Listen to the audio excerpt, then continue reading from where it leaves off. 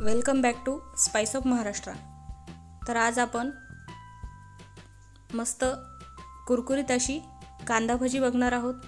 बाहेर छान असा रिमझिम पाऊस पडत आहे आणि त्यामध्ये आपण गरमागरम आणि अगदी परफेक्ट अशी कांदा भजीची रेसिपी बघणार आहोत।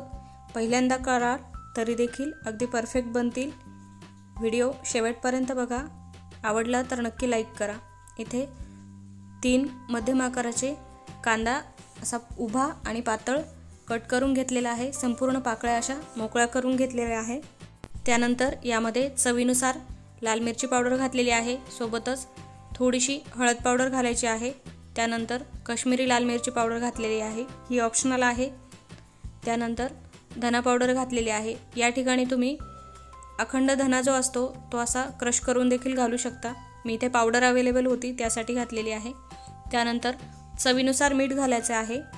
संपूर्ण भजीसाठी जेवढं मीठ वापरणार आहेत ते या ठिकाणी घालून घ्यायचं आहे, ज्यामुळे कांद्याला छान असं मिठामुळे पाणी सुटेल आणि त्या मिठामध्ये आपण संपूर्ण भजीचं बॅटर हे भिजवून घेणार आहोत। आता यामध्ये ओवा घालायचा आहे आणि कांदा छान असा हाताने आपल्याला चोळून त्याचं पाणी निघेपर्यंत मॅश करून घ्यायचा आहे। त्यानंतर बारीक चिरलेली कोथिंबीर घालायची आहे। सोबतच अर्धा वाटी एवढं बेसन पीठ घालायचं आहे।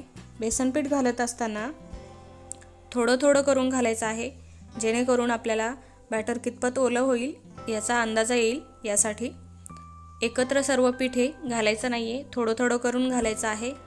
त्यानंतर पूर्ण असं मिक्स करून घ्यायचं आहे। अजूनही ओलसर दिसत आहे। त्यानंतर यामध्ये मी अजून 2 ते 3 टेबलस्पून एवढं बेसन पीठ घातलेलं आहे। इथे बघू शकता व्हिडिओमध्ये दाखवल्याप्रमाणे। यामध्ये आपण खायचा सोडा किंवा तांदळाचे पीठ आणि पाणी याचा देखील वापर केलेला नाहीये। याच पद्धतीने ही भजी बनवली बिना पाण्याची किंवा जराही पाण्याचा वापर न करता तर अगदी कुरकुरीत जशी बाहेर गाड्यावरती मिळतात त्या पद्धतीची भजी बनवून तयार होतात। इथे आता गरजेनुसार अजून थोडंसं इथे बेसन पीठ घातलेलं आहे आणि बेसन पीठ घालून आपण 2 ते 3 मिनिटं अजून हे छान मिक्स करून घेणार आहोत। इथे बघू शकता बॅटर अजूनही ओलसट आहे, त्यासाठी राहिलेलं थोडंसं बेसन पीठ होतं चमचाभर तेवढं घालून घेतलेलं आहे। आणि आता हे सर्व मिक्स करून आपण साधारण 3 ते 4 मिनिटं बाजूला ठेवणार आहोत, ज्यामुळे यामध्ये पाणी कांद्याचा अजून सुटेल आणि बॅटर आपल्याला पाहिजे त्या पद्धतीचं तयार होईल। इथे बघू शकताय साधारण असं बॅटर हे आहे। सध्या 4 ते 5 मिनिटं ठेवल्यानंतर त्या कांद्याला अजून पाणी सुटलेलं आहे आणि आपल्याला पाहिजे त्या पद्धतीचं बॅटर हे तयार झालेलं आहे। कांदा भजीचं अगदी परफेक्ट आहे।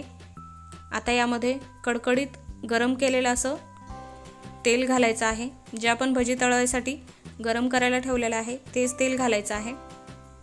3 ते 4 टेबलस्पून इथे तेल घातलेलं आहे, ज्यामुळे भजी अगदी आतून पण छान तळून निघतात, कुठेही बेसन पीठ कच्चं राहिलं असं वाटणार नाही। त्यानंतर तेल तापलेलं आहे, तेलामध्ये आपल्याला अशी सुटसुटीत अशी भजी सोडून घ्यायची आहेत। भजी अजिबात गोल करण्याचा प्रयत्न करू नका, ज्यामुळे भजी आतून कच्ची राहतात आणि पाहिजे त्याप्रमाणे हे कुरकुरीत होत नाहीत। इथे बघू शकता सर्व भजी अशी अगदी गाड्यावरती असतात त्या प्रकारे खेकडा भजी किंवा कांदा भजी जे मिळतात तशी आपण बनवून तयार करून घेतलेले आहेत। याच पद्धतीने सर्व राहिलेली भजी मी तळून घेतलेली आहे। आता भजी तळून झाल्यानंतर त्यासोबत खाण्यासाठी हिरवी मिरची देखील तळलेली आहे। तर हिरवी मिरचीसाठी इथे मध्ये असे उभे कट मारून घेतलेला आहे मिरचीला, जेणेकरून ही तेलामध्ये टाकल्यानंतर फुटू नये। आणि गॅसची फ्लेम ही ऑफ केलेली आहे त्या गरम तेलामध्येच मिरची तळून होते। इथे बघू शकताय दोन्ही बाजूनी परतवून अशी मिरची तयार करून घेतलेली आहे।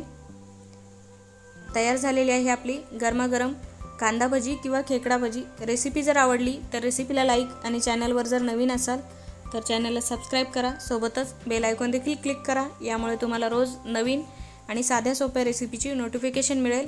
इथे बघू शकताय कांदा भजी अगदी परफेक्ट आणि अजिबात तेलकट झालेले नाही आहेत, एकसारखी तळलेली आहेत। तर या पद्धतीने कांदा भजी एक वेळ नक्की ट्राय करा आणि कमेंट करून रेसिपी आवडली तर नक्की कळवा। धन्यवाद।